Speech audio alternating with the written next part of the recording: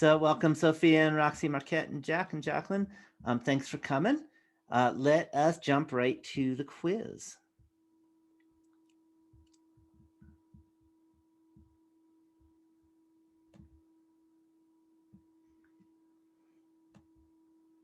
Okay, so here's the quiz. And the question for this quiz is a survey was done to see if there's a relationship between political affiliation and favorite household pet. The results of the survey are shown below. We have Democrat, Republican, other, dog, cat, and none. And the first question is, what is the name of the test you will use? So what is the name of the test you will use? So what do you think in this particular case for this survey in terms of what you'd be interested in? Independence. Yeah, there's a test for independence, and that's because we want to see if there's a relationship between the two things. So let's write down test for independence.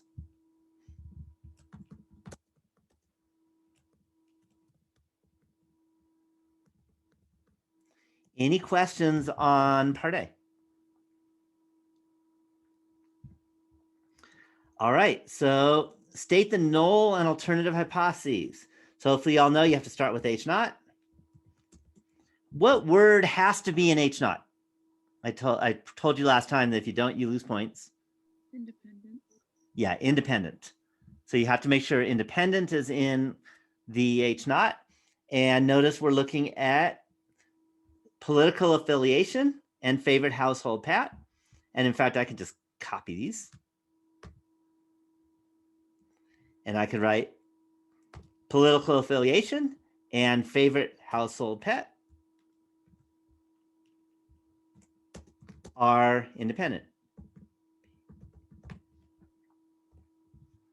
Any questions on H naught? Okay, and then we're going to do H1. I'm going to copy and paste because it's almost the same, but not the same. Of course, the not becomes a 1.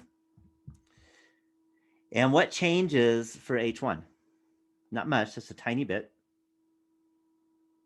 The meaning completely changes.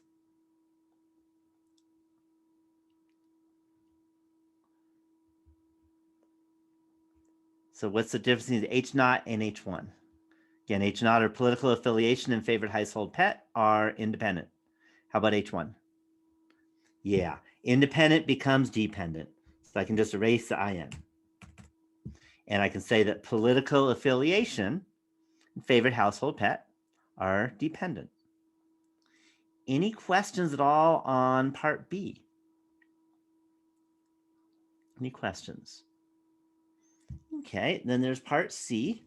Write down the test statistic and the p-value. And then hopefully you know to be able to do part C, we need to use a calculator. So hopefully it's obvious which calculator to use. Which one? Yeah, 22, test for independence. Because we named the test already, and that was test for independence. Okay. And enter the observed value, hit calculate, and the test statistic and p-value will be calculated for you. So the first, gotta scroll a little bit, 89, 84, 76.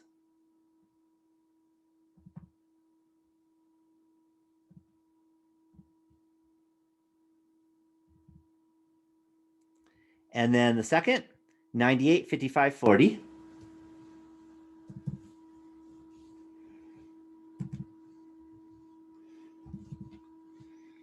And the third was 49, 40, 45.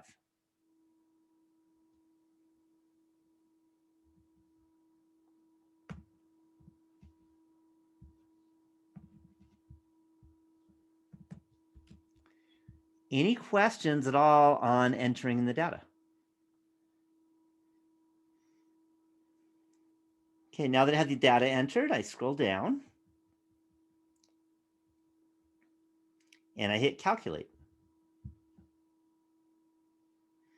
And then I'm just going to go, I don't have to go that many decimals. How about a few decimals? So the test statistic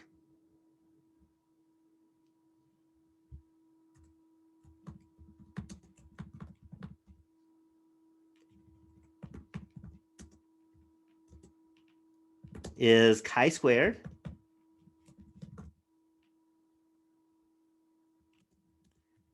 is equal to 1358, and the p-value was equal to, that was 0.00875.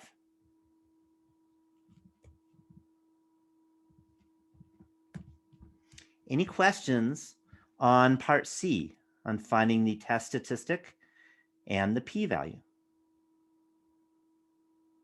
Any questions? Okay, it's very procedural, but you have to know the procedures. Okay, and then finally, state your conclusion in the context of the study. So what can we conclude? Notice that p-value is 0.00875. So what does that tell you when the p-value is really little like that?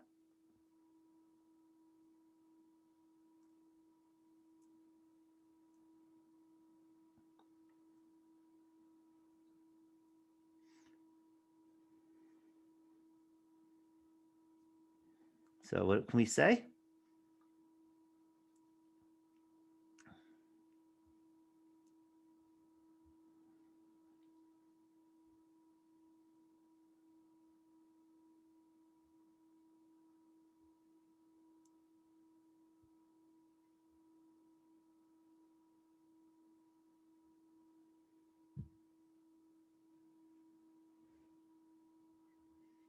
I don't see y'all jumping in.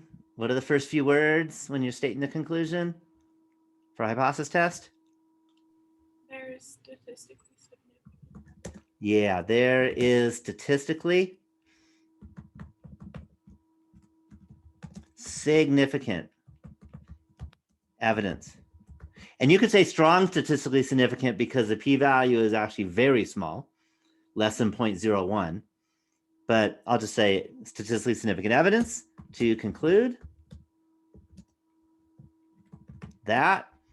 And now I just copy and paste H1 basically and uncapitalize.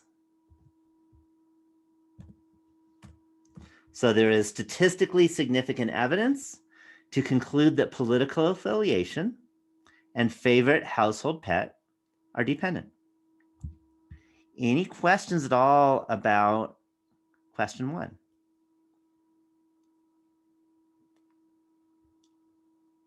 Any questions? Okay, if there's no questions on that, let's go to question 2. So question 2 is, do residents of New York differ from Californians when it comes to their job location? Table below shows the results of a survey. And by the way, I always like to do a disclaimer. I made up these numbers, so don't say, hey, I saw a survey. I just made up the numbers, but a survey could be done. Okay, and we have online, physical location, and then we have unemployed. Okay, so first, what is the name of the test we will use? Scroll to here. What's the name of the test we're going to use for this one? And the wording of the question is really important in terms of getting the name.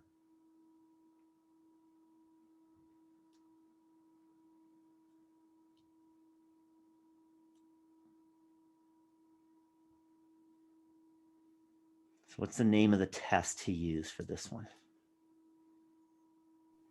Test for homogeneity. Yeah, this is a test for homogeneity because we have the two populations, the population of New Yorkers and the population of Californians. And we want to find out if their distributions are different or the same. So this is a chi-squared test for homogeneity.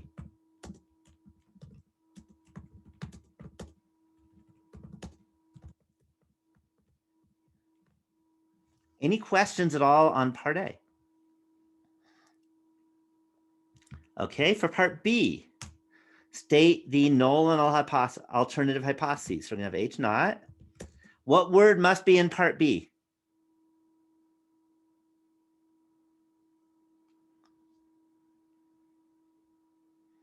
What's my requirement that I mentioned a couple days last week, Ashley?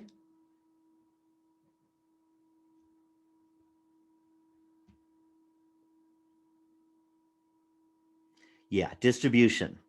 Okay, or distributions because there's two of them. So the distributions of job location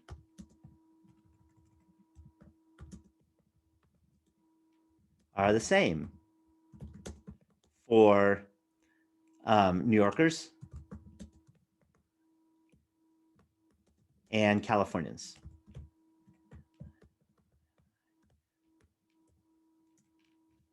Any questions on H naught? Okay, and then just like I did before, it's easiest to copy and paste because H1 is very similar. It's the opposite, but the words are almost the same. So we have H1. And what's the only difference? What do I have to change for H1?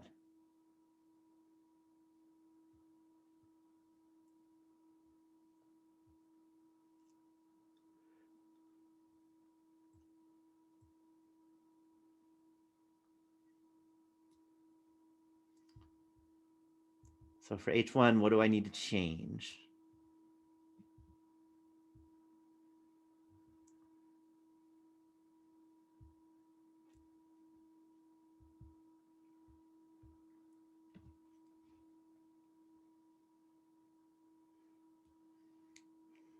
Yeah, so the same to different, okay, and are different.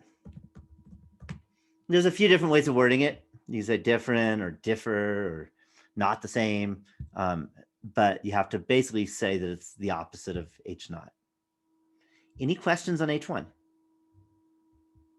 Okay, and then write down the test statistic and the p-value. So this is where I have to go to my calculator.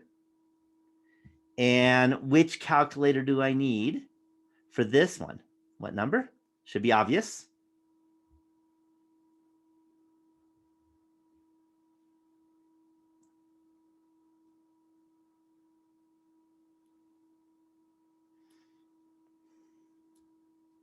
Yeah, this is 23, test for homogeneity. Okay, and then what it says, write down the observed and expected values for the two samples. Okay, and notice we have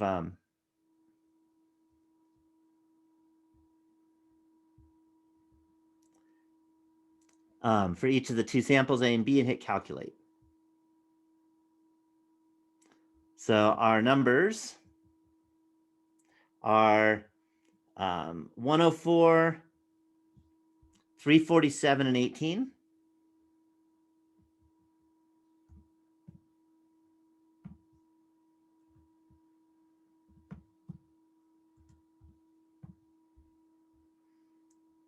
Okay. And then let me look in here. I think it does weird things when it comes to the size of this thing. So we have 104, 347. There we go. I see. It's 104, goes like this. 347 and 18. And then for the Californians, it's 88, 291, and 14.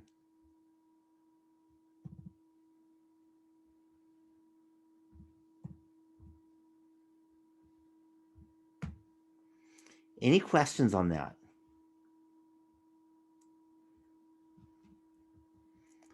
Okay, then I go ahead. Oops, I need to scroll. And I need to go calculate. And I get chi-squared is 0.04837.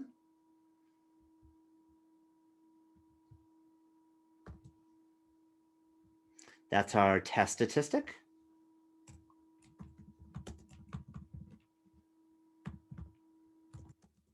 Is chi-squared equal to 0.04837, and the p-value was equal to about 0.976.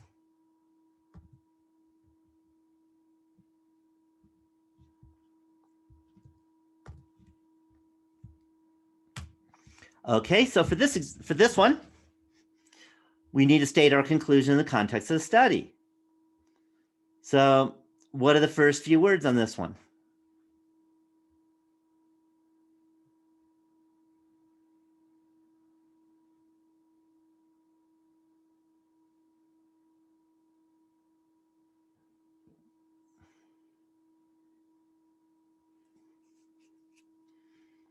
So what's the first few words?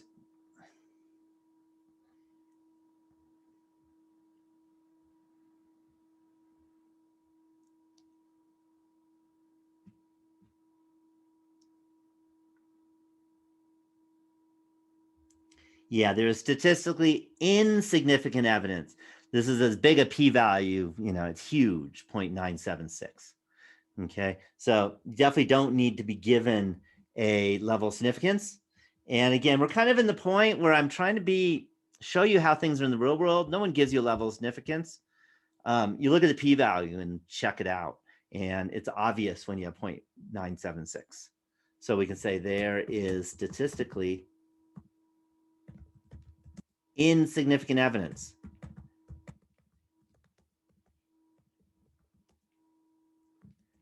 to support the claim that, and then I just copy and paste H1.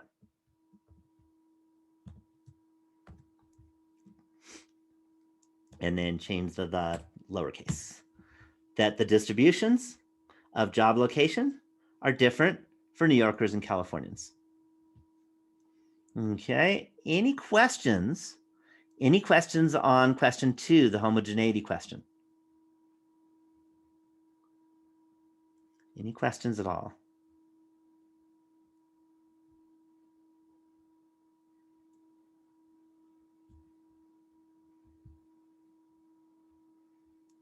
Okay, none of these are meant to be trick questions. It's very standard, but you do need to know the processes and how to identify which test you're using. Okay, and just let you know, we have a lot of tests now. We have a lot of different hypothesis tests. We'll have we'll have 2 more actually in this class. So one today, okay, and then one next week. And that'll be the end of the hypothesis tests. Any questions at all?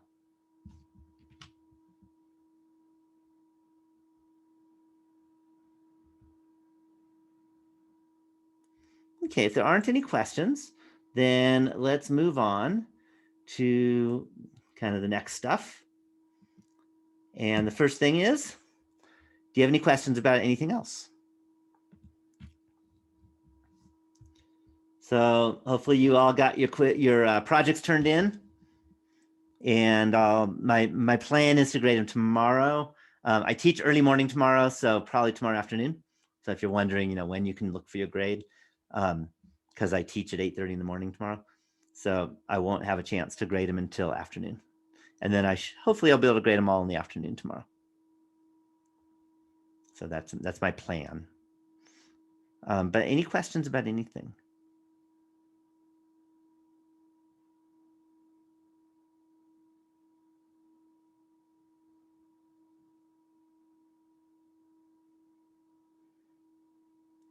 Any questions?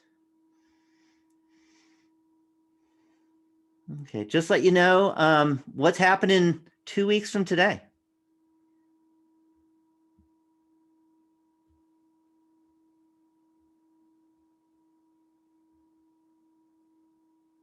This class is over. Yeah, but 2 weeks from this moment, let's call it that. It's not over at this moment in 2 weeks. What are you gonna be doing in 2 weeks? That's how fast you take the test. Hopefully you don't finish in a half an hour. Because hopefully you think about it and work on it. Yeah, final It's exam. A joke. It's a joke. Yeah, it's a joke. It's a joke. It's a Yeah. joke, Larry. Joke. And so is mine, actually. You just got to get the joke after your joke. Yeah. So hopefully, yeah. So the idea is that in 2 weeks, inflection.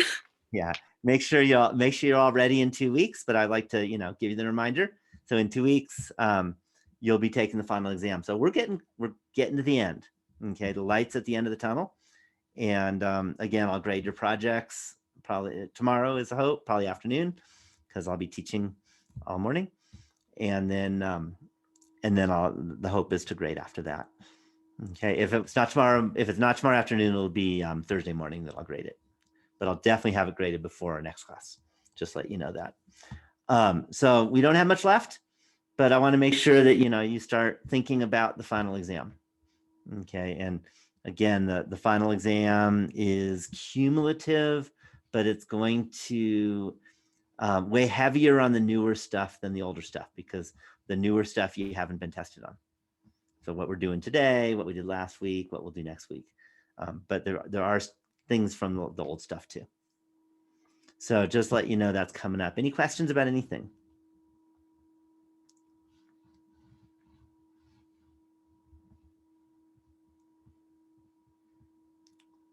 Okay, if there aren't any questions, then I have something to think about, and we can make it a contest. The first person to put it in gets their way.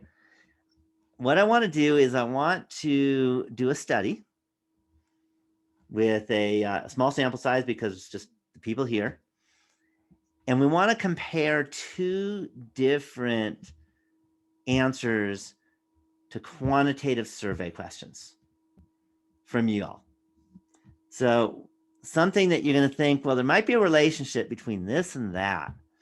Okay, where there's a quantitative, so a number answer and then another number answer. And see, can you think of anything that you might be interested in finding out about each other that you can put in? And first person to pop in the chat box or say what you're interested in, then we'll make it the one, and then we'll find out. So this is a time to satisfy your curiosity, or at least the first person to pop it out. I thought we'd do this by example on something you might be interested in.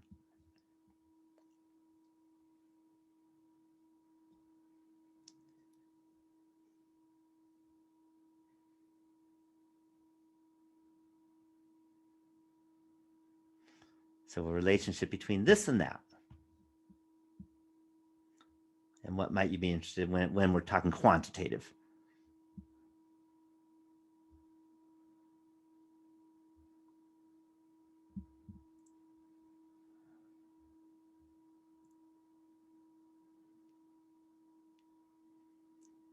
So give you a minute to type out what you're interested in, and we'll do it.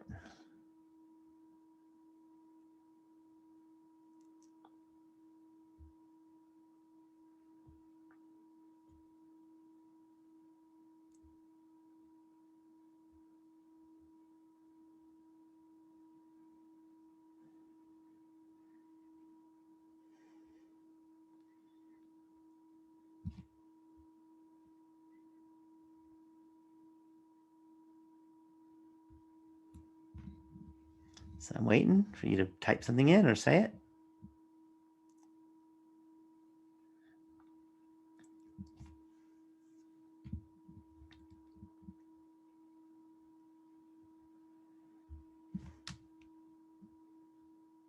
Okay, number of siblings and how many hours spent at the gym, let's say this week, because probably in your lifetime, that would be hard for anyone to just calculate. So sound good? Yeah.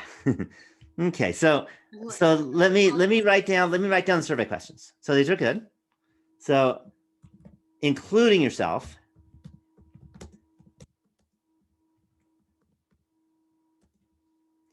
how many siblings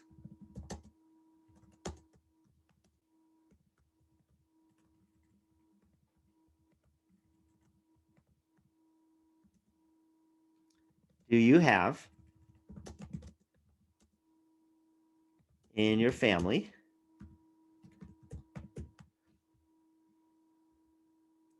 That's the first question. And then the second question is, how many hours did you spend in let's do, instead of hours, if you don't mind, let's do minutes. Because I don't think there'll be enough variety of answers for hours in a week. Okay, or unless you want to do a month. How many minutes did you spend in a gym in the last 7 days? Or how many hours did you spend exercising? Because not Okay. all of us have access to gyms. Okay, we could do exercising. All right. Let me make sure. Let's see. Are you okay with that, Market?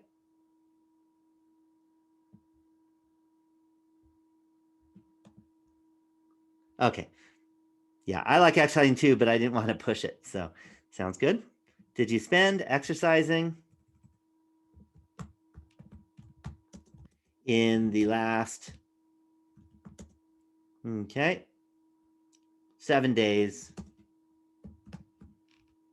And actually, there was a suggestion. How about in a typical 7 days?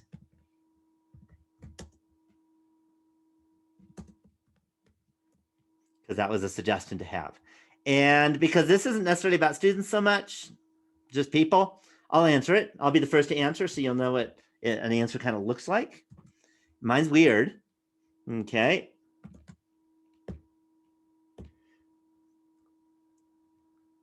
In the last 7 days, so now I got to think about what I did in the last 7 days.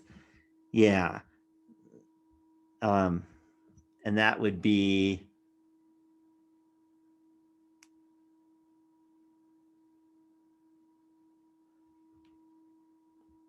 I'd say about 750.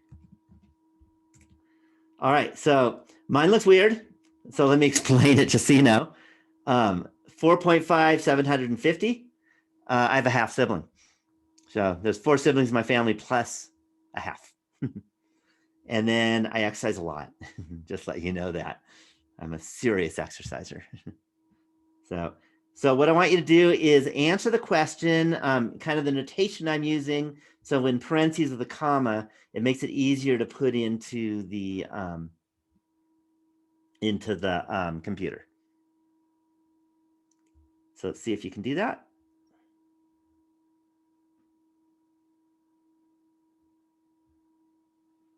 And everyone, oh, by the way, the rule is you have to put something in.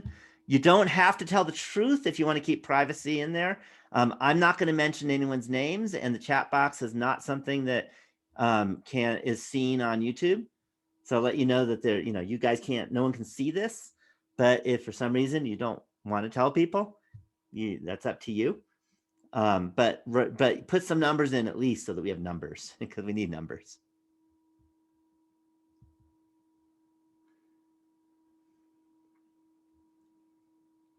So it looks like I may have the biggest family and the most amount of exercise. And I think 750, that's probably actually a little lower than it really is. Ooh, a quarter sibling. That's interesting.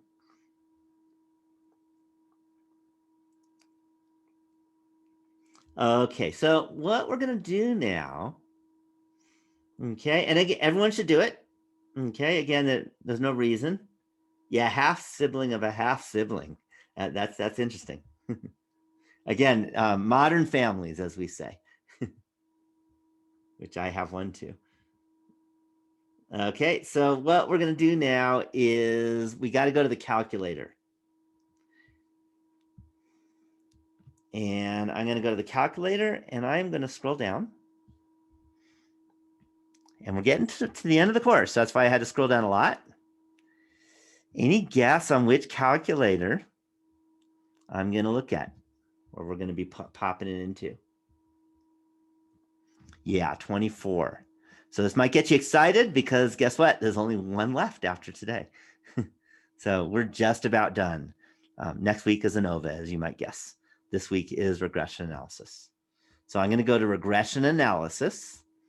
And regression analysis is used or can be used whenever you have 2 dependent variables that are both quantitative that you want to do a kind of prediction study of.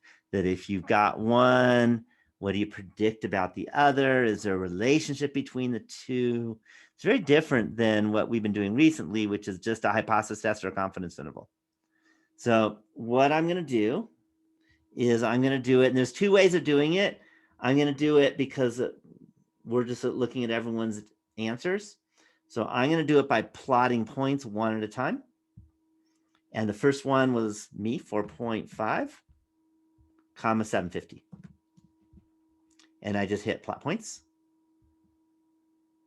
And not much interest because it's just 1 point, but we'll get there. Okay, then the next was 2, comma 180.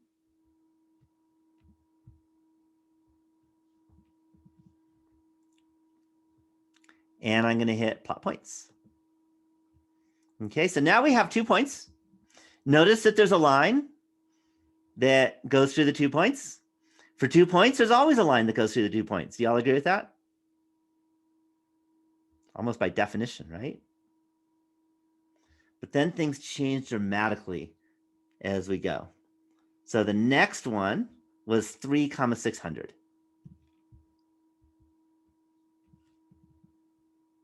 And I hit plot points. And now all of a sudden, the points are not all on a line.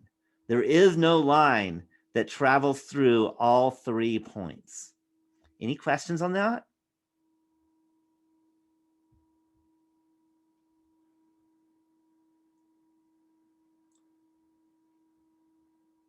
Oh, did I make a mistake?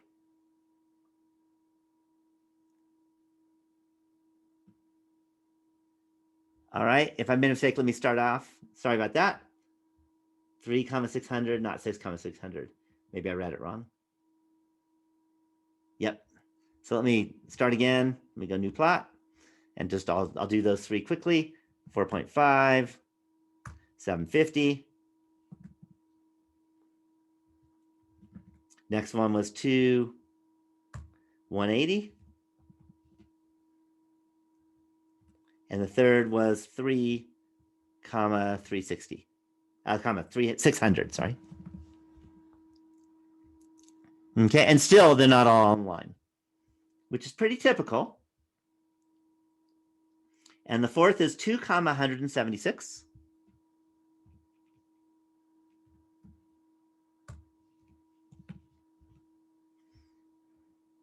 Okay. Notice that fourth one is real close to another one, but that's okay. And then 4.25, comma 480.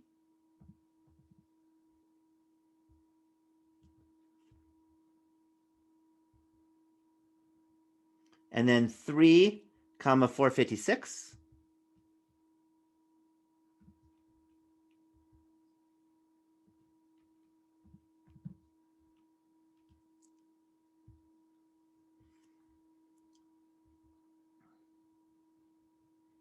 And I think that's it for the group.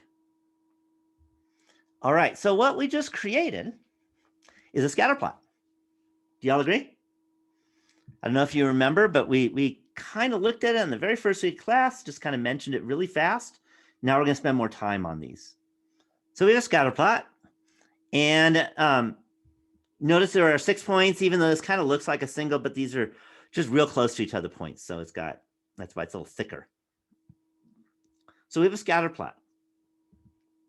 And the x-axis are the number of siblings. And the y-axis is the number of minutes of exercise.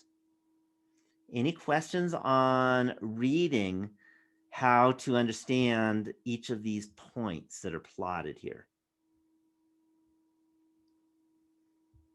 Okay. So whenever you have 2 variables that are dependent, you can always create a scatter plot when they are dependent and quantitative. You can always plot all the points. And that's what this is. Okay. Do the points all lie on a line? Is there a line that goes through every point? What do you think?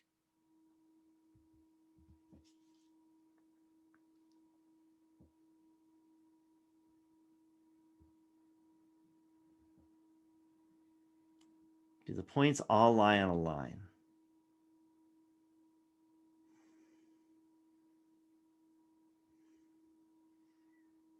The answer should be pretty easy. Yeah, definitely not. There's no line that will go through every point. You just can't do it, because if you tried to go through, I don't know, this point and this point, the line would go across like that, and you miss this one. It's just not possible. So there is no line. There is no line that goes through every point. And usually when you have statistics, most of the time, there won't be a line that goes through every point when you're talking about data. Okay. On the other hand, when you look at the points and we look at this line, for example, which is called the best fitting line, this blue line that we're looking at, are the points somewhat close to the line, or are they all over? And like, you would have no idea if I didn't draw this blue line. Would you have any idea where the line might be? Like, could it be somewhere like that or something to be kind of a good line that is somewhat close to the points? What do you think?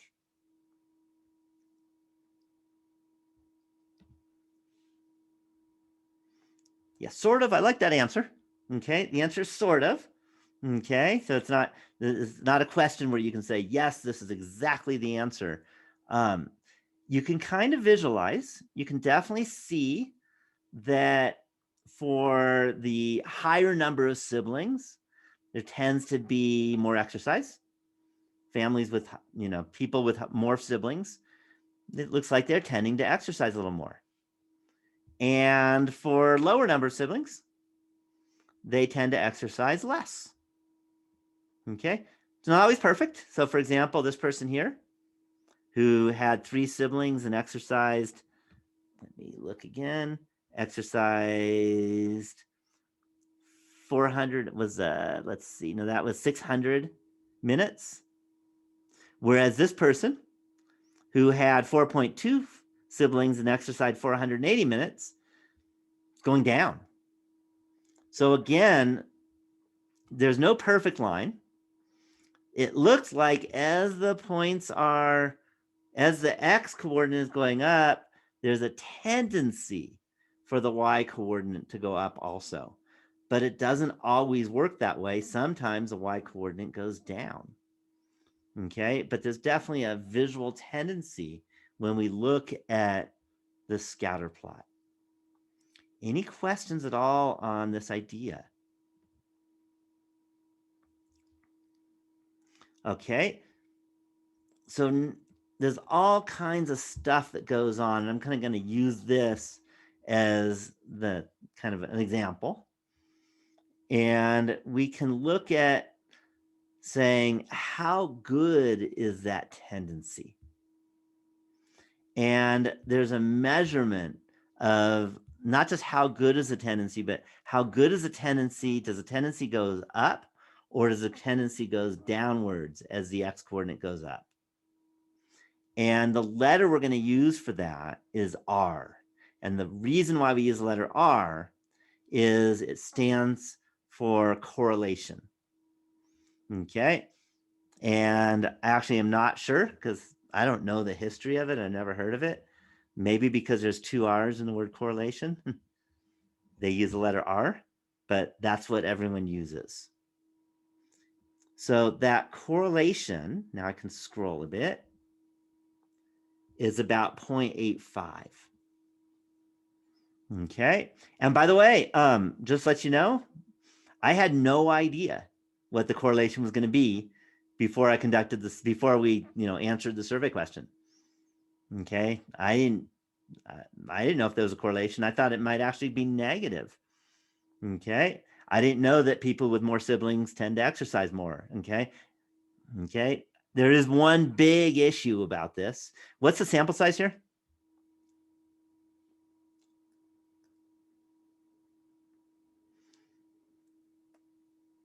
Yeah, sample size is, I think it's 6 actually. Yeah, sample size is 6.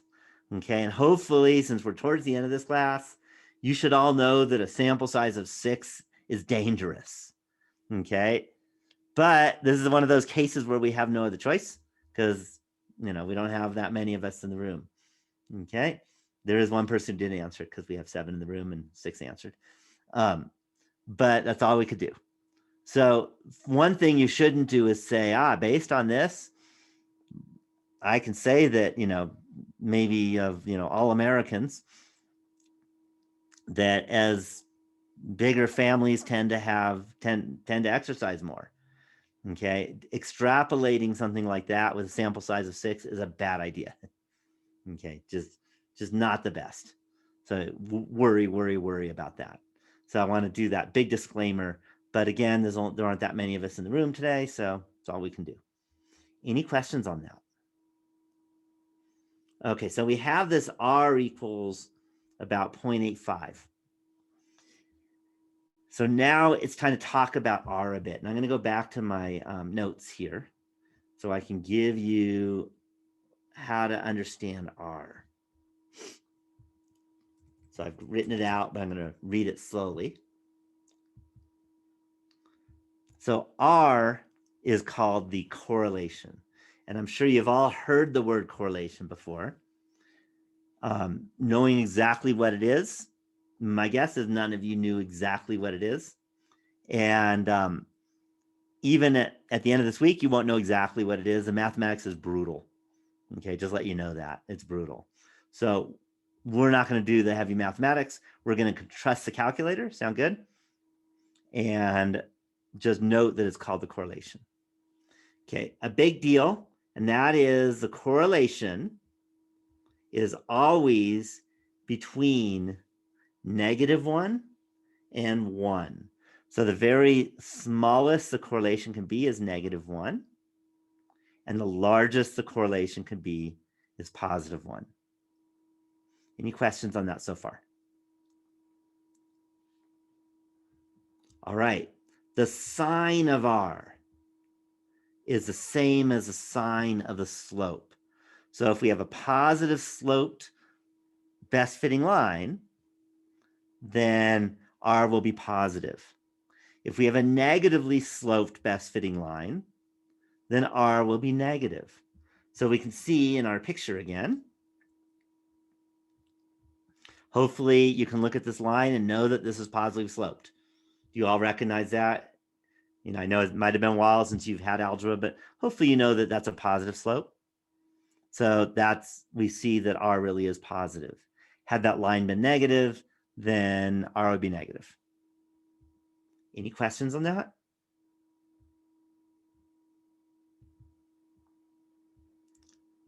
Okay, if R is close to -1, then the points are close to all being on a negatively sloped line.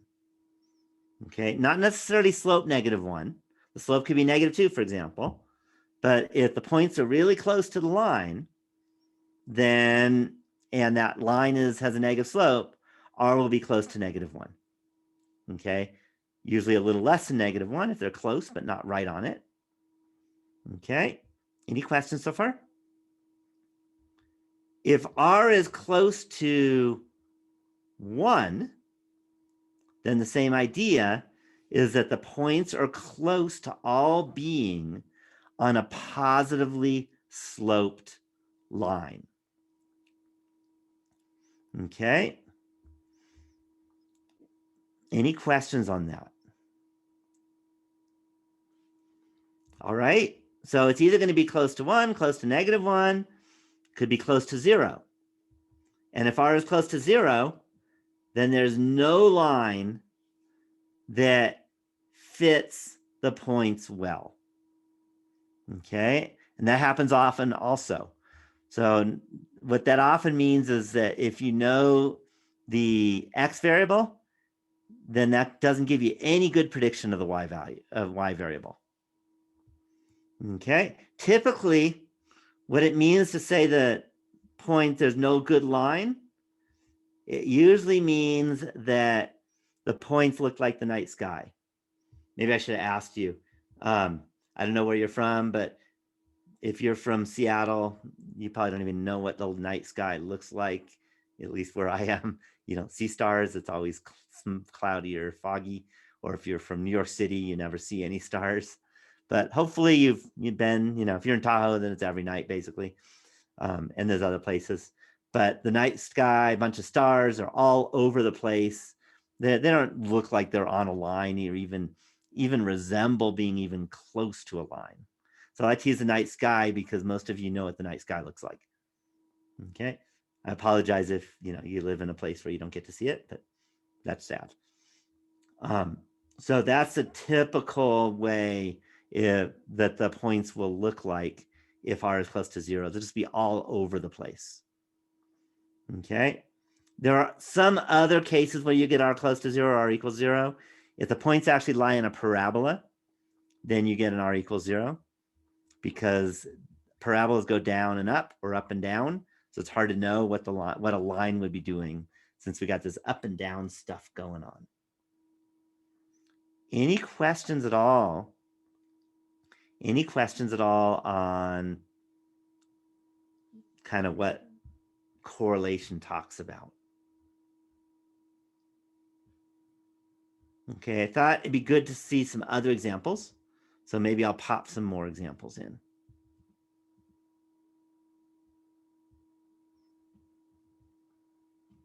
So we'll start with a new one. And I'll just put some numbers in. So let's suppose we have 7, 11, 6, 9,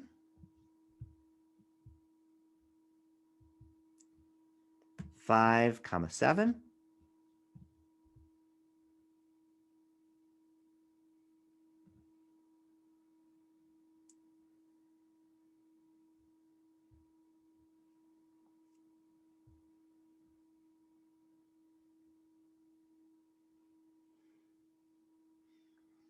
and 4, 5.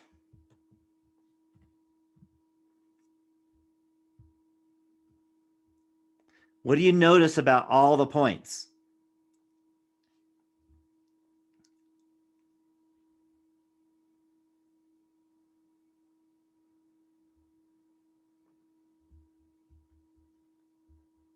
So what do you notice about this scatter plot, which is very different than the last one?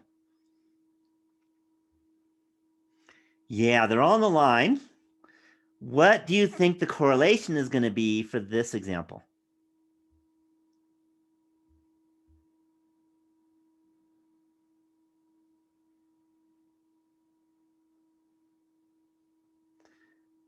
Exactly what is it going to be? Yes, it's going to be positive. You're right about that. But exactly what number will the correlation be?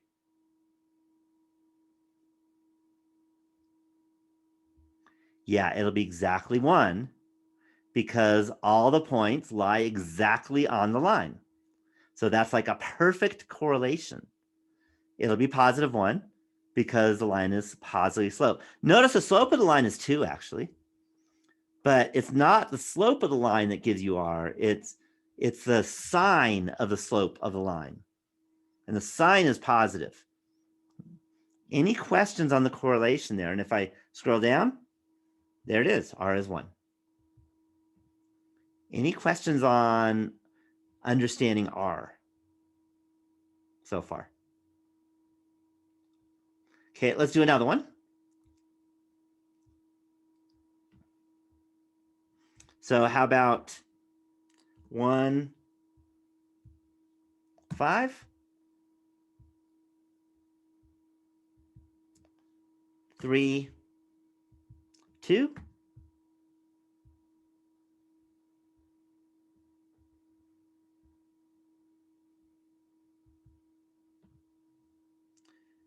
2, 1?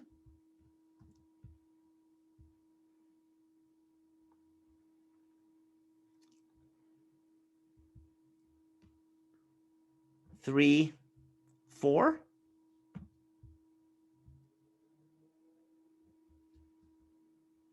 How about 0, 0?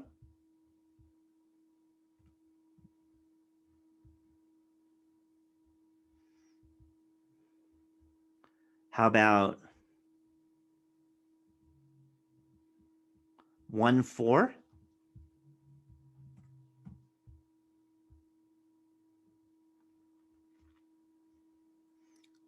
Okay, and how about 4-2?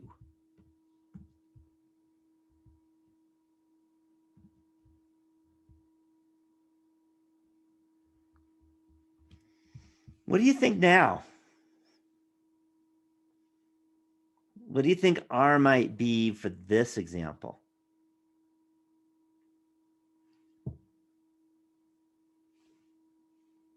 What's your best guess?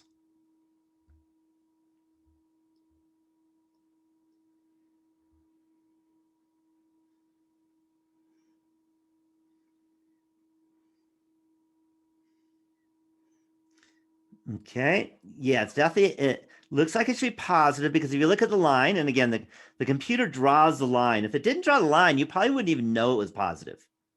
If that line wasn't there, my guess is you wouldn't even see the positivity.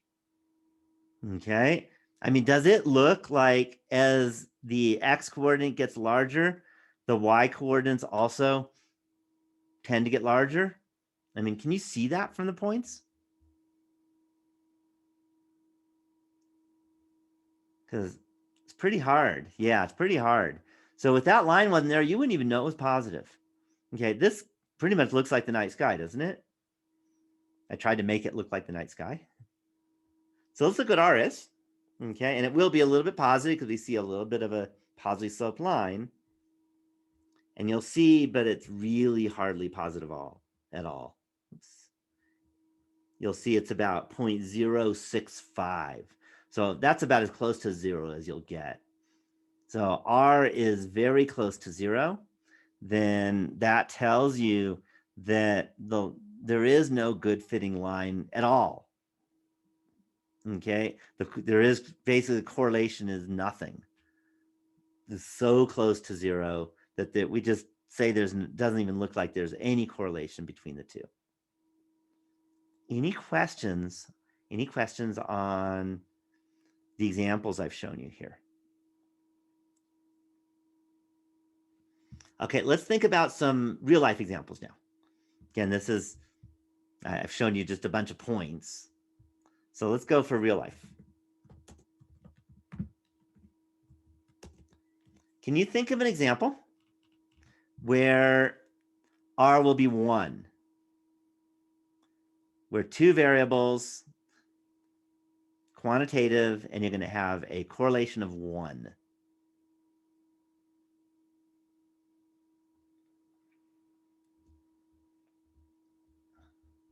Can you think of an example where that could happen? And I'm not looking for numbers. I'm looking for, 2 survey questions, basically, or 2 things you're going to measure.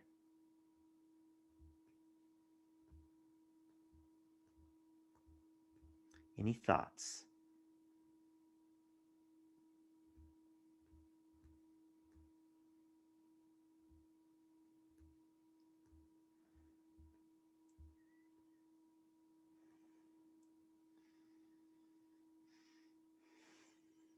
So think of an example.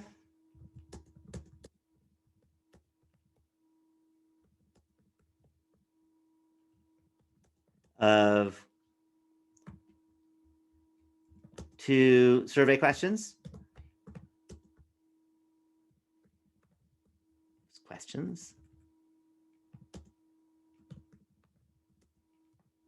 Or measurements where R equals 1.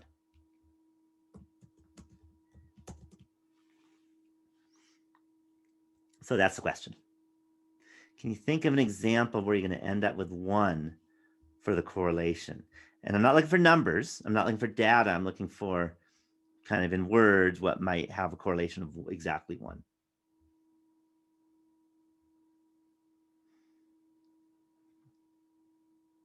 Right.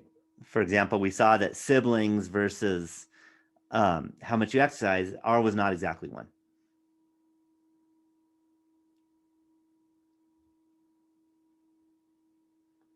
Think of an example where that could be the case. And there are lots of examples, by the way.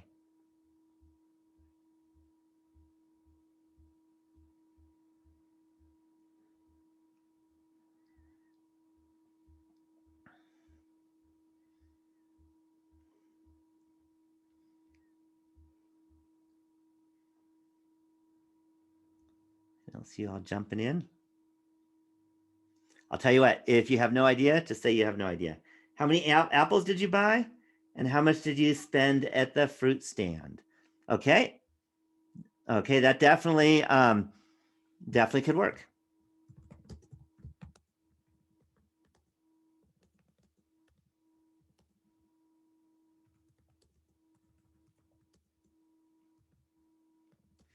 But it doesn't always work. In fact, it usually won't.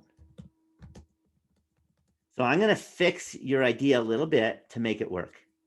How much did you spend on apples at the fruit stand? Okay, and the reason why it has to be written that way is that if you just said how much did you spend at the fruit stand, then somebody could have spent $10 on oranges and didn't even buy apples. Do you see that? Whereas someone else could have spent $10 on apples and that was it, and bought a whole bunch of apples, and then you wouldn't have R equals 1. On the other hand, if it is a fruit stand and there's no special deals for quantity, you pay, let's say you pay 50 cents an apple, then this would have an R equals 1 because it would be perfectly fitting a line, because if you bought 10 apples, then you spent $5. If you bought 20 apples, you spent $10. So there is a mathematical linear equation that relates how many apples you bought and how many apples you spent, how much you spend on apples at the fruit stand. Does that make sense? So that is an example where R is 1. I'll give you some others that are easy to hopefully comprehend. Is if I asked, what is the temperature in degrees centigrade? And what is the temperature in degrees Fahrenheit? What is R for that? That paired those two questions for that data. What would R be? Temperature in centigrade versus temperature in Fahrenheit.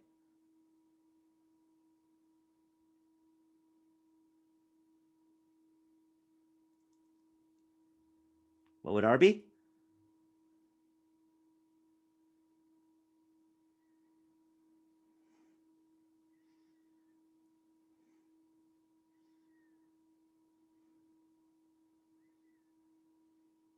Yeah, RB1, because there is a linear equation that relates the two. Okay, 9/5 x plus 32. Okay, is the equation that relates the two.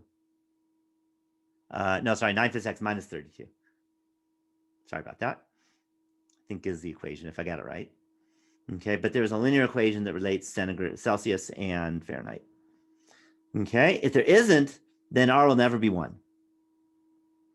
Okay, let's try another one.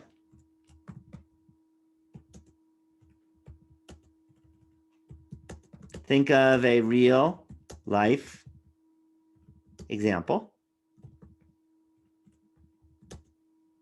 of 2 survey questions.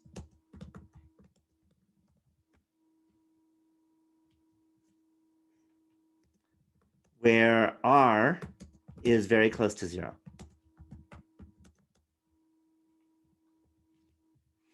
So can you think of a real life example where R is very close to 0? Let's see if you can come up with one. And there's lots of them, but you have to get creative. Whereas R equals 1 is not about creative. It's about finding something that has an equation. Here you have to actually get creative.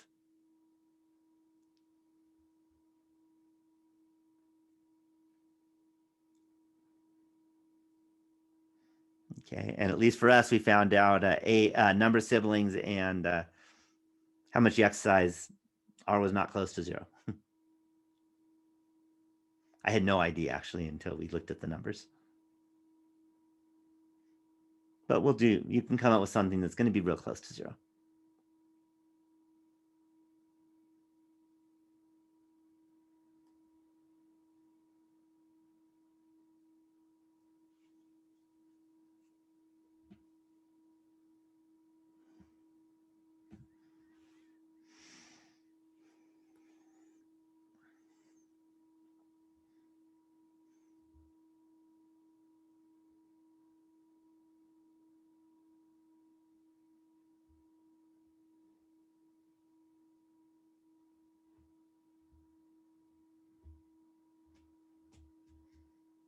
Any ideas?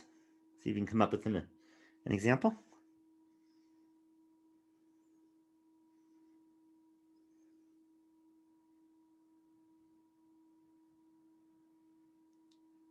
Again, hopefully you can all jump in and all of you have something creative.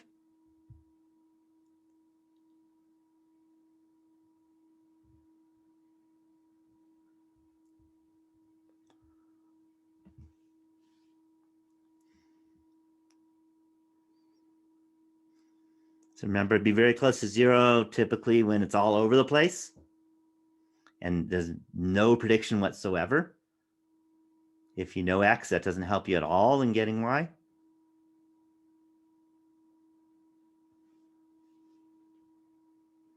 Any thoughts? Give you a minute to type it out.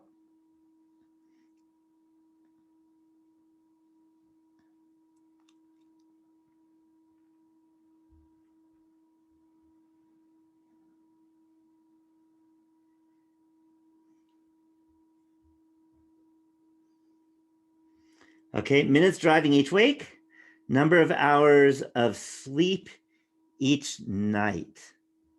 Okay, that may be close to 0. Actually, honestly, I have no idea. The question is, do people who drive a lot, do they tend to sleep less? It'd be a good study. Okay. Yeah, it'd be a good study, but those might have something to do with each other. That would be one that would be interesting to actually find out. Does that make sense? Okay, it's possible that if you drive a whole lot, you don't have time to sleep. Or maybe if you drive a whole lot, you're really tired because we're just exhausted from driving so much. I'm not sure. I haven't seen studies on that, but I wouldn't be surprised if there was a correlation. Does that make sense? Okay, random is a good idea. I'm not sure if those are random though. Let me give you an example where hopefully you'll see, of course, it's got to be really close to 0. How about the high temperature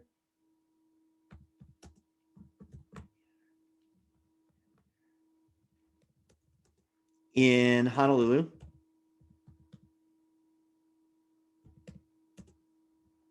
and the number of runs the Yankees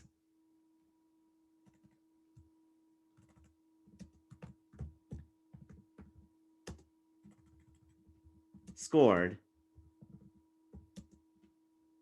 that day.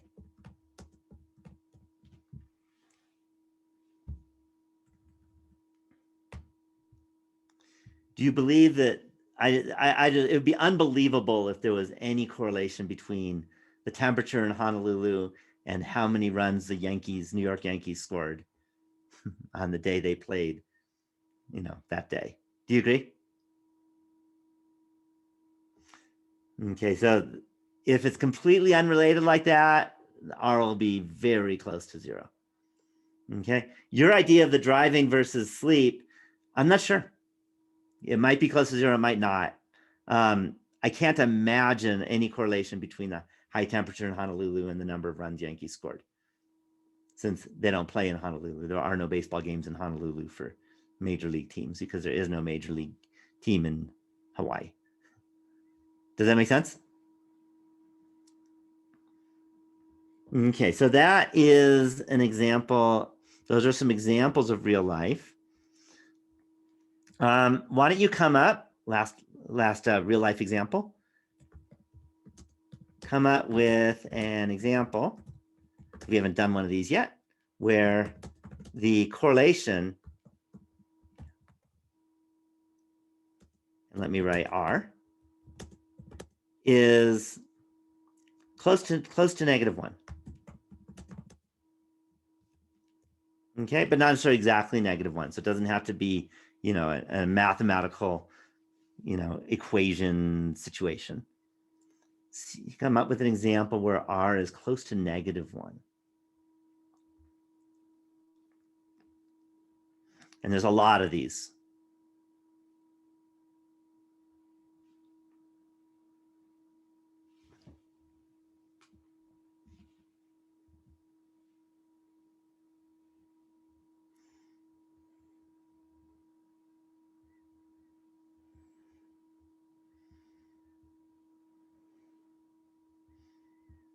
And unlike the R is close to 0, it's not just two random things. You got to think about relationships here between the two variables.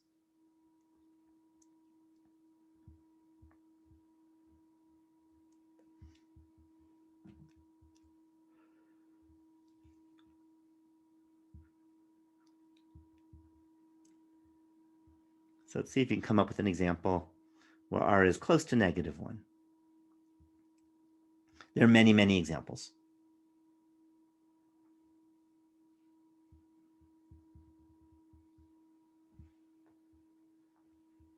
Okay, temperature each day in spring and number of people at the ski slopes.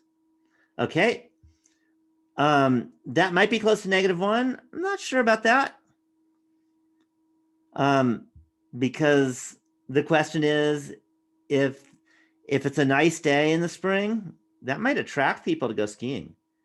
Whereas if it's a miserable cold day, people might stay at home. Because, and I don't know if I'm not sure if you're from Tahoe, but the snow conditions, yeah, well, summer's a whole different thing. Then it's just, then you don't even talk about it because the number of people at the ski slopes is 0 because there are no ski slopes in the summer, at least if you're talking about Tahoe.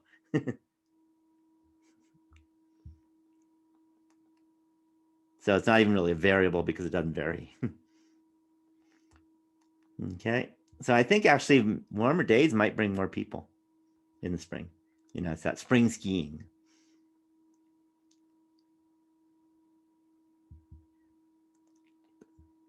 Any other thoughts?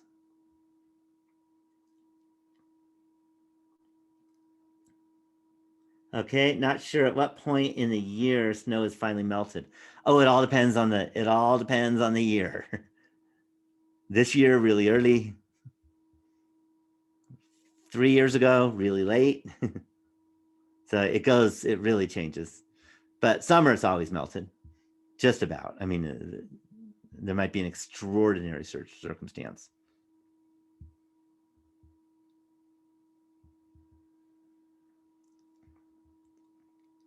Any other ideas?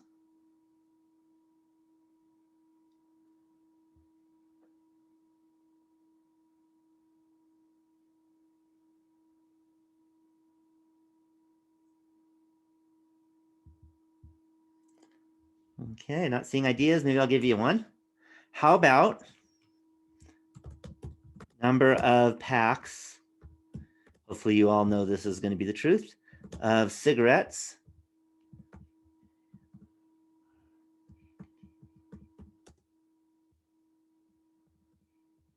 People smoke each day and how long they live.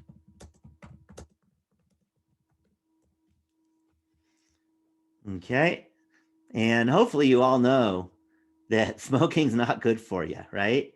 If you smoke a lot of packs of cigarettes every day, it doesn't mean you're definitely going to die young, but you're much more likely to die young than if you're not a smoker. Hopefully you've heard that before. You better have gotten that in your K-12, in your school at least, because that's a biggie. And this is actually an example that was found out using statistics and biology, by the way. Combination of the two. Any questions on this example? Right? If you smoke a lot, you live less. Any questions on that? Okay, or tend to live less. All right, I'm looking at 5:06 on my clock. Let's take a 5-minute break. I always like to take a break when we can. So we'll come back at, let's say it's almost 5:07. How about 5:12?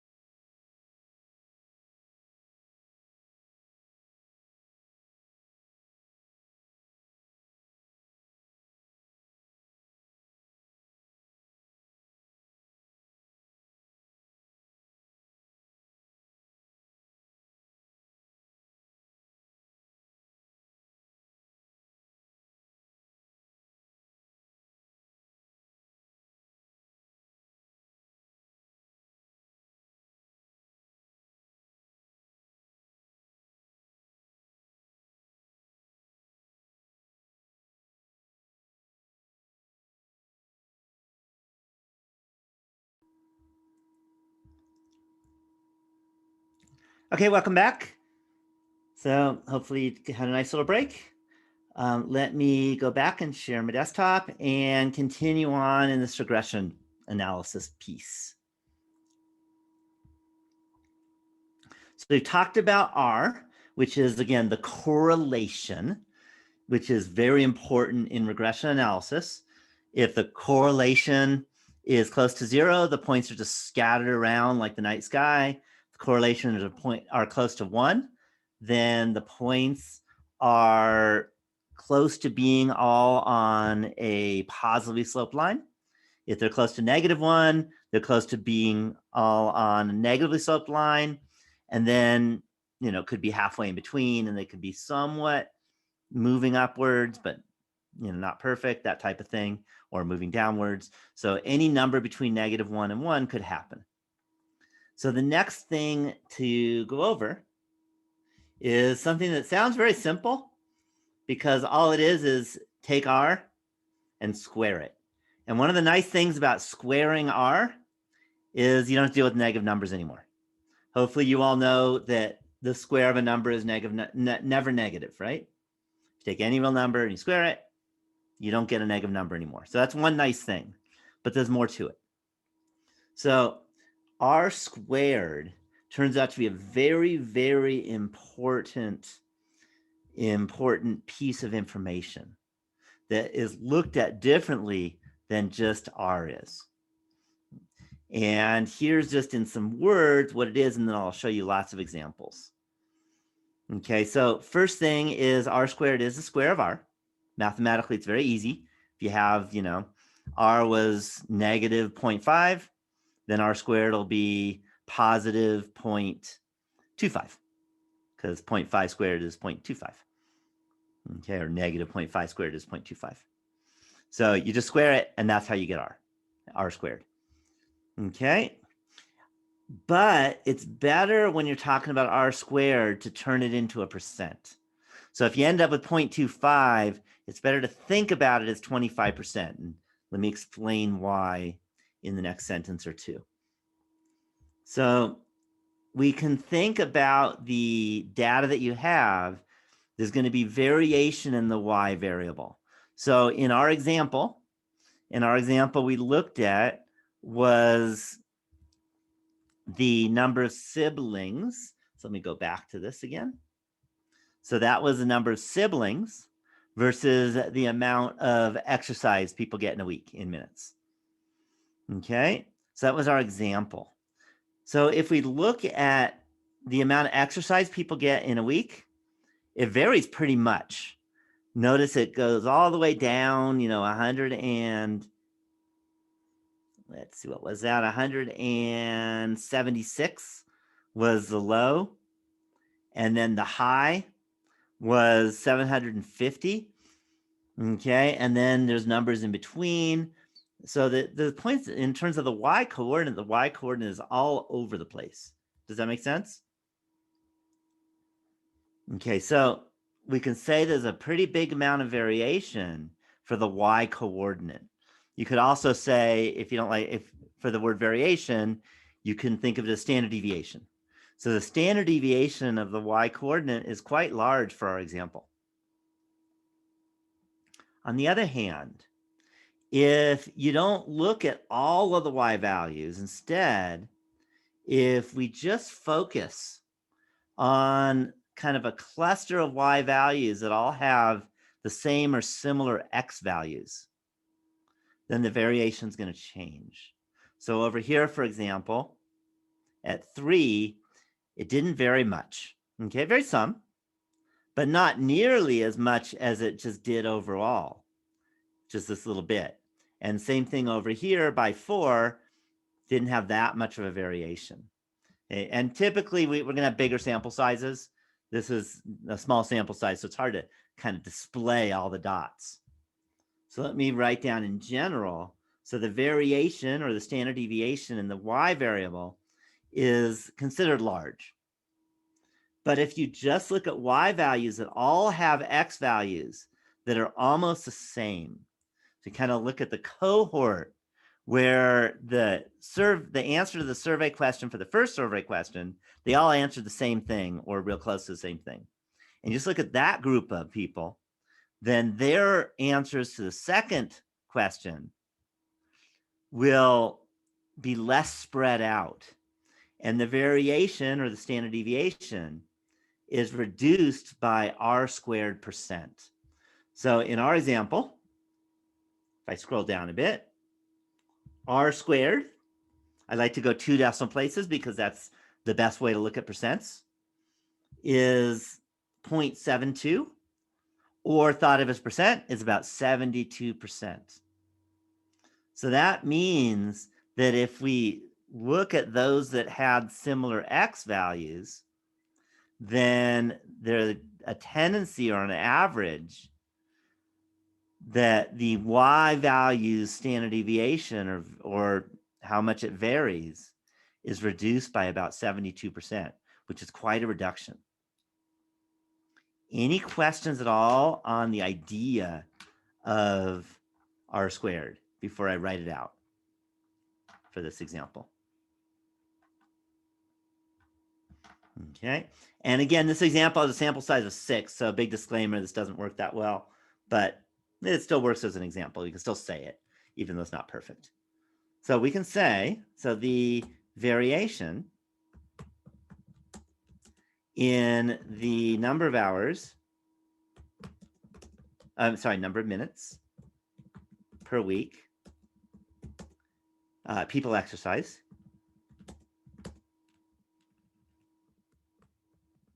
is quite large.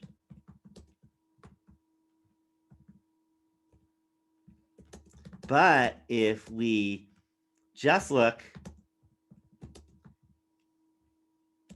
at the cohort or at cohorts of people who all exercise, who all have the same number of siblings,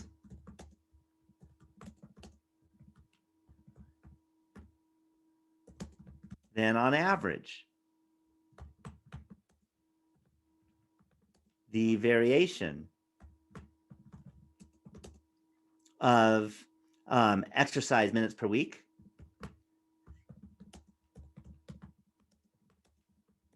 goes down by 74%. Any questions on this written interpretation? Any questions? Okay, let me give you another way of talking about it that a lot of people do. Is we can say that 74% of the variation of exercise amounts, exercise minutes per week, can be explained by the number of siblings.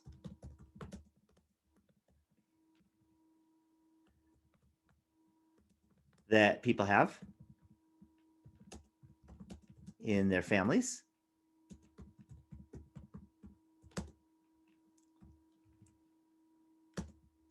And 26%. Any guess on where I got the 26%?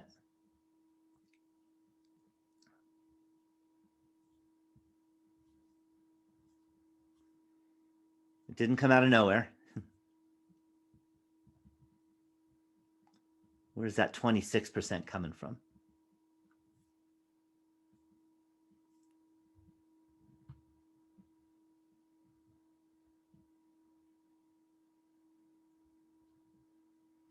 Yeah, it's a complement of the 74%. So the idea is that 74% is explained by exercise and 26% is due to other factors.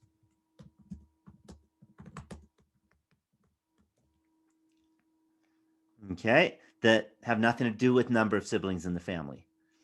Other factors could be how old you are, or maybe the other factors might be your gender. It could be anything. There's all kinds of other things that might determine how much you exercise. Okay, kind of how healthy you are. Any questions on understanding and interpreting R squared? Any questions? I do want to give you a word of caution. There's no short way. There's no like 5-word explanation of R squared. It has to be done with these long sentences. So get used to it. That's kind of the way stats works a lot, is that there's a lot of words. Okay, it doesn't have to be exactly these words, but it has to have this meaning. Any questions on this this idea? Any questions? Okay, so notice R squared is the square of R, and it's always positive. So that's why you can talk about percent reduction. So it's whatever that percent is. There's not going to be some negative percent reduction. That doesn't make any sense. If R squared is 0, then that means that nothing is explained by the X variable. Okay, and the only way R squared will ever be 0 is if R is 0. And we've already said that if R was 0 or R squared is 0, then understanding what X is tells you nothing about Y. Okay, in terms of linear regression. Any questions on the idea of R and R squared? Any questions? Okay, we could do more examples. I think it's good to do other examples and see what you get out of it. Okay, I'll open it up just in case you have something that you're interested in, but maybe we'll do one where well, we get data because our sample size is way too small. So I'm going to have you look up data and write down what you find. Okay, and it could be something you might be interested in. So how about something like, I don't know, any thoughts on what you might want, what you might be interested in, where we can perform a at least the R and R squared regression analysis piece. My thought was I'd kind of save the line till next time and kind of focus on R and R squared today.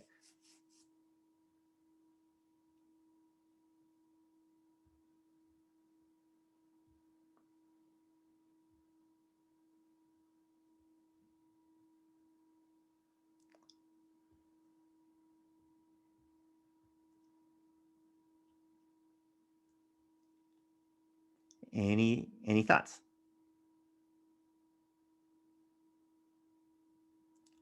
Okay.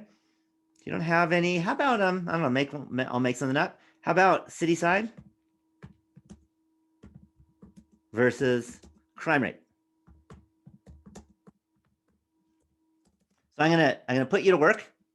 I want you to go online because you're at your computer or your smartphone, I guess, or you couldn't be even doing this. And I want you to go find how about three cities? Find out what their maybe I'll go population size. City population size in thousands.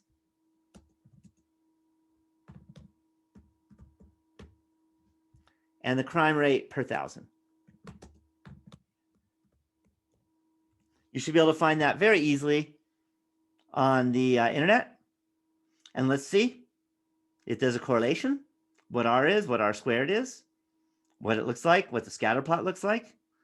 And I want you to go and get online, find some cities. Very easy, just ask Google or whatever what their population is in thousands. And I'll let you choose your city. Doesn't have to be the United States. Has to be on Earth. Okay. There might be cities somewhere else in, in the universe, but we're going to stick to Earth. So cities on Earth and crime rate per thousand. It has to be something that you can find online in terms of the crime rate. Population you can find anywhere, but crime rate you might be able to find too in most cities. Okay, you don't even have to write down what city it is when you tell me. I'm just looking for the data. And when you have it, why don't you put in the chat box, kind of like you did before with parentheses and a comma, except now you're going to have five different, I say five different ones, I guess. Or maybe I'll give you 3 minutes and 3 minutes worth of seeing if you can find them and then type them in. So let's see if you can all do this, and everyone needs to be doing this, not just one person. Okay. Otherwise you won't have big enough sample size to even look at it. So one question, and again, I haven't done this research, but do bigger cities have a higher crime rate? I don't know. We'll find out. Okay, at least we'll get an estimate.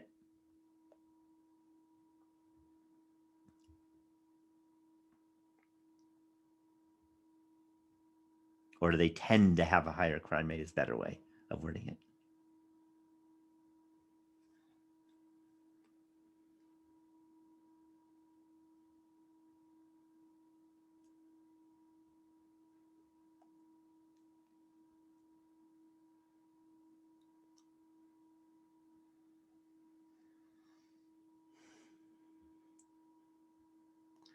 Okay, yeah, let's go to the calculator. And I can refresh it so I can clear everything out. New plot would do it too, actually. And let's put them in. So again, in thousands, so 381, comma, 40.53.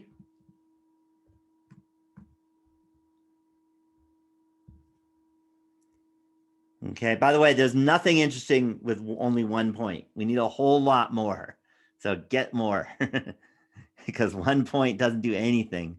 There's not even an idea of regression. There is no R or anything like that. You can't even do it with 1 point. So we need more.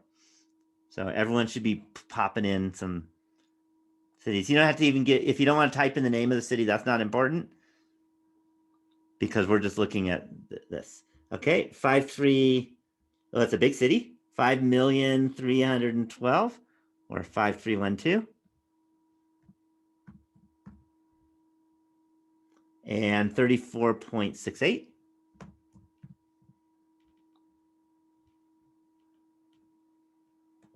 Plot the point.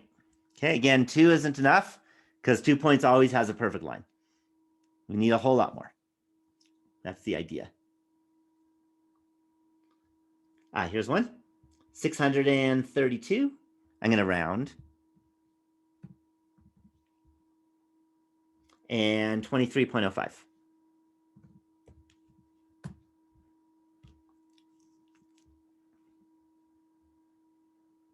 Keep going.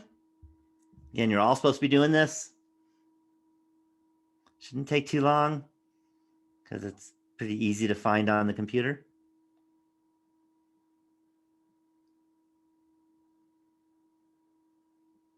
Okay, here we go.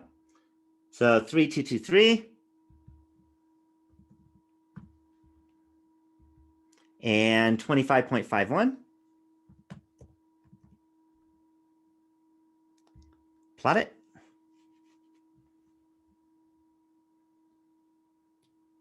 Keep going.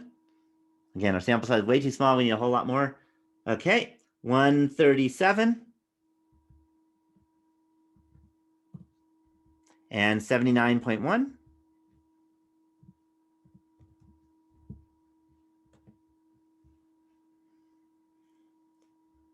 $131, 14.86. I think it could also be interesting to look at crime rate in other countries versus crime rate in America, because like cities in other countries and then a city of the same size in America and compare those crime rates. I think that might be interesting. That would be interesting, but that would actually be chapter 10. Because then we're looking at then we're looking at, is there a difference between the two population means, right? The mean in the US versus the mean outside the US. So that would be very interesting, but it would definitely be chapter 10. Does that make sense? I was just stating that it would be interesting, but Yeah, okay. no, and that's what I'm saying. It would be very interesting. It would be interesting. But again, it's very important to understand, what kind of hypothesis test or what you'd be doing there. Okay, we have 957, 89.4.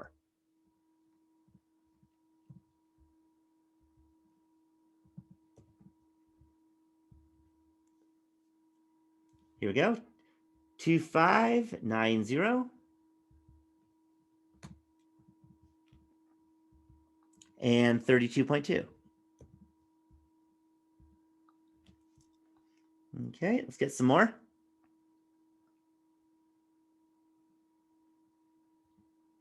And again, I had no idea what it would look like. I've never done this particular study.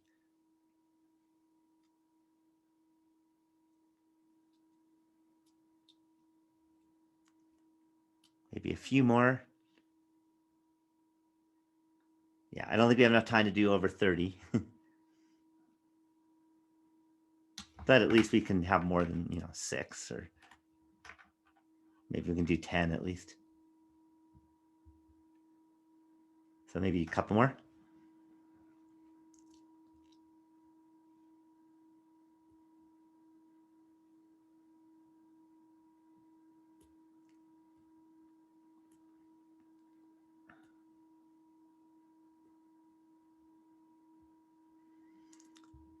Okay, we got them. 3, 3, 3, 1.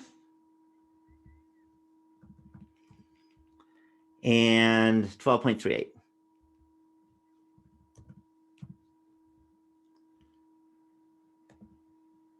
And then the final one is 875 and 64.1.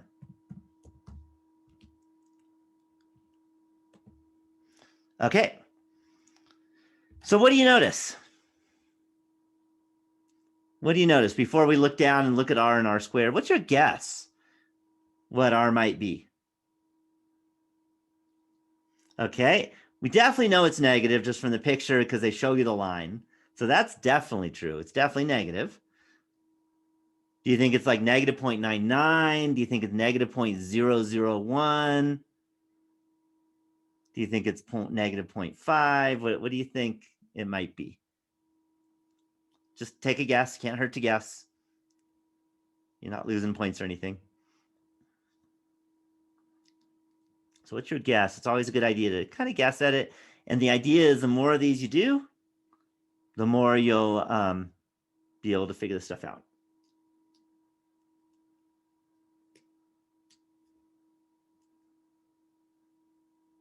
Okay, negative 0.6. That's a guess. Okay. Any other guesses? Don't see y'all jumping in. Okay, let's take a look.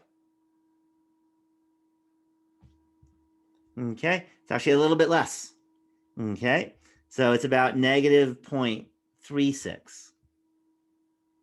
So negative 0.36. What do we think? Is this a strong correlation? Weak correlation? Moderate correlation? What do you think? Definitely negative.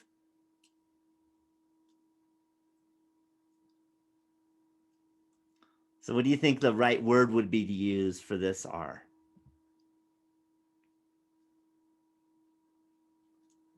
And I mentioned it a while back, but you may not remember on what those words mean.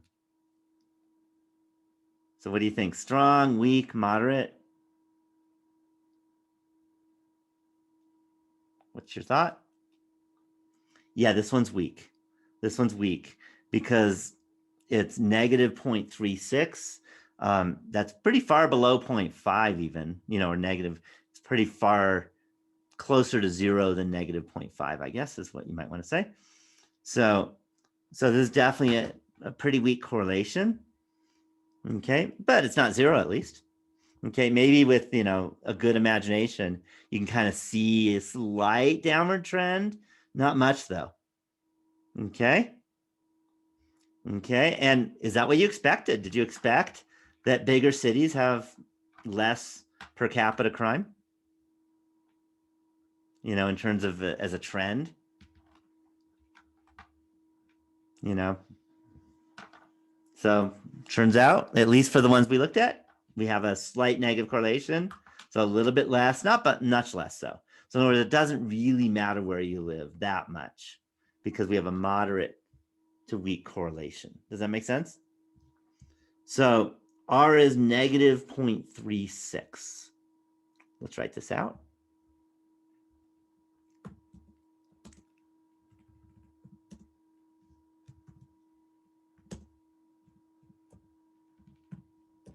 So there is a weak correlation between city size and crime rate. Okay, and let me write down a weak negative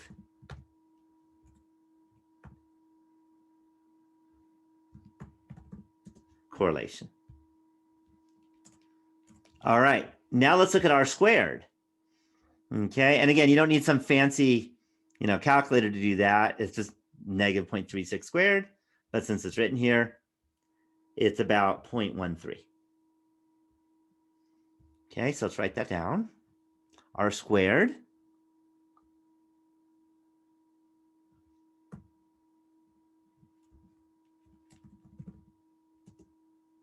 is equal to 0.13 or 13%.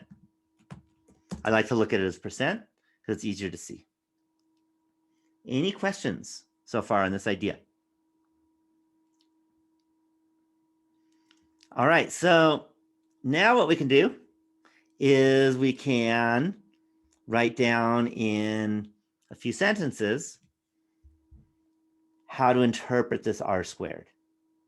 What we can say is that there is a large variation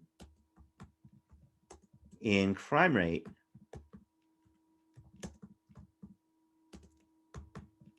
from city to city. But if we only look at cities that all have similar population sizes, the variation in crime rate is reduced by on average, sorry, on average by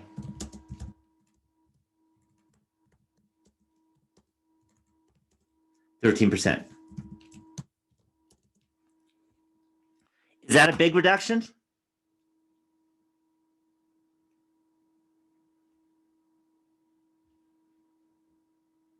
What do you think? Is a 13% reduction really make a giant difference?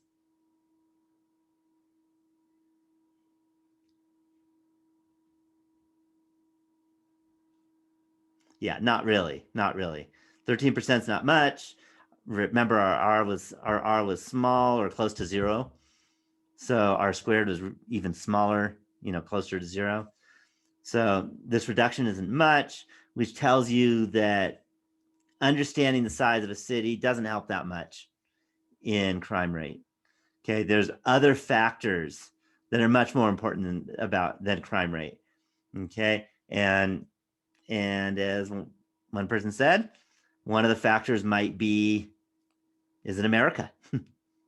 Okay, that would be possibly a factor that would make a difference in crime rate. Okay, or maybe poverty.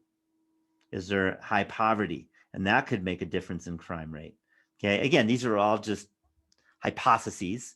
I don't know for sure that they do, but those are some things that might make a difference in crime rate. Maybe, and because I actually have seen data on this, is how hot the city is. Turns out, if you do some studies, that hotter cities tend to have higher crime rates. I've seen that. Okay, higher temperature. It's too cold. No one goes outside and tries to commit crime, I guess. That's the idea. Okay, but anyway, I've seen some data on that. So there's all kinds of other factors that might be a big factor in crime rate. And those would reduce the variation more possibly. Any questions on this idea?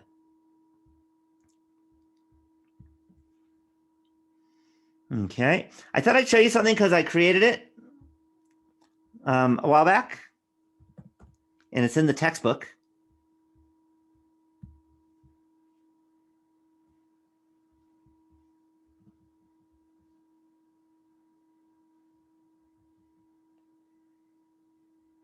And I made a game. Do you guys like playing computer games?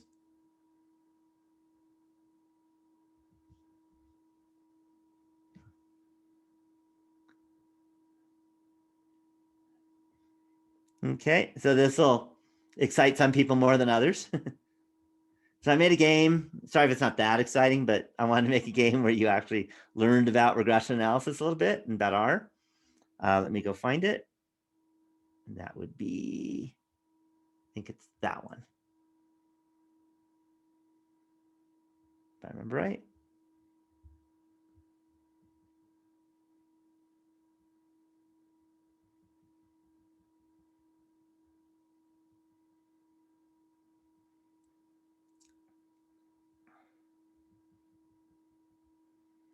It's called Shoot Down Money at the Correct Correlation Game.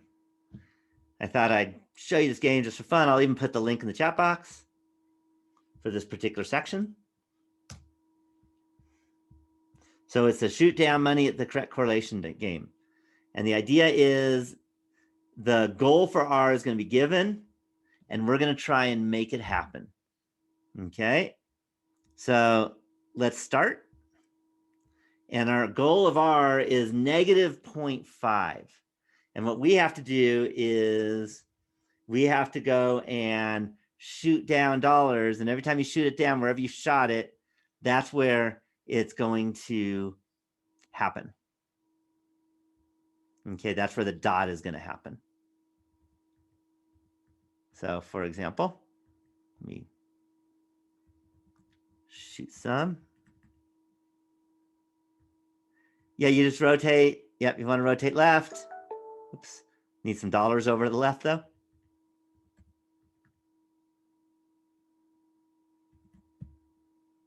Ah, missed. By the way, I'm not very good at games. That's not my expertise. I could program them, but don't ask me to play them. Okay, so there's one. We'll rotate right a little bit.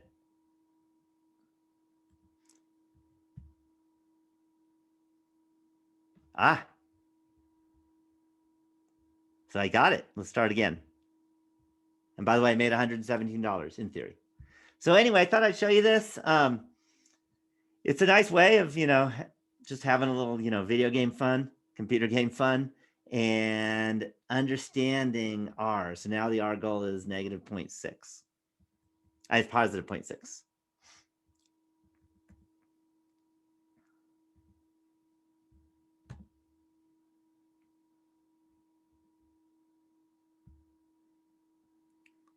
So I just shot one. There's another one. My R is 1. That's not exactly what I wanted. Got another one. R is 0.85. So do you see why R might be 0.85? Pretty strong correlation. Do you see that for those dots?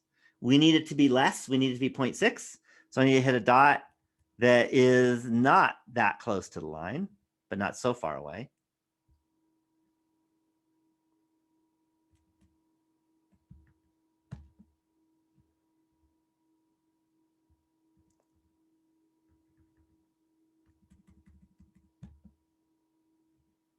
So now I'm at 0.8. So I'm a little closer.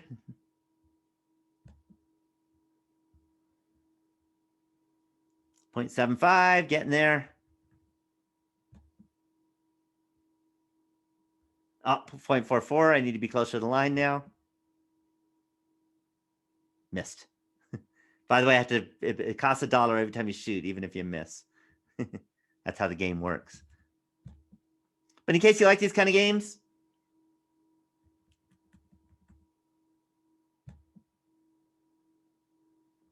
.49.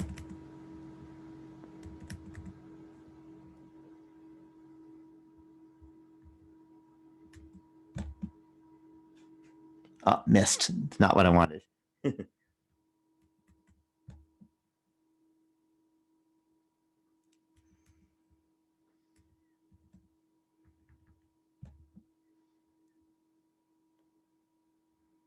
Yep. So anyway, and I'm not going to make you watch this all day long, but if you like playing these kind of things, you can.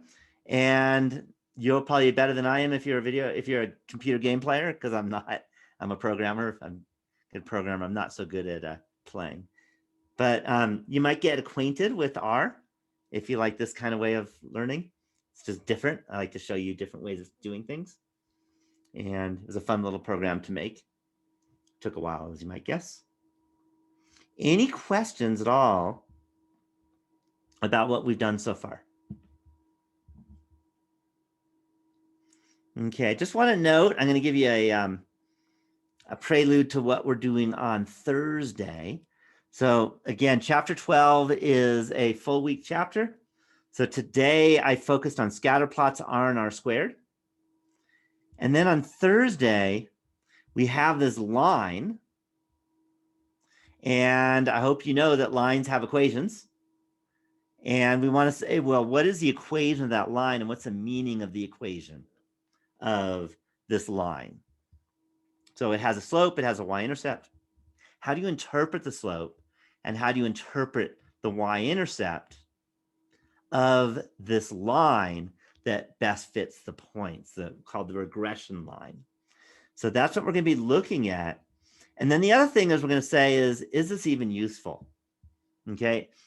You know, was our sample size large enough and our points close enough to a line to even say that there's a relationship and be confident about it? So that's what we're going to be looking at on Thursday. Is we're going to be talking about the line, the slope, and the y-intercept. We'll be avoiding causation and also doing a hypothesis test, because saying that is this useful, that's a hypothesis test. And we're doing a hypothesis test to find out if there is a correlation. Okay. And that's the idea of what's going to happen on Thursday when we get into, I'm going to say, part 2 of regression analysis for this class. So that's about it. I'm looking at the clock and it's about 5:50, which is end of class time. So I am going to stop the recording.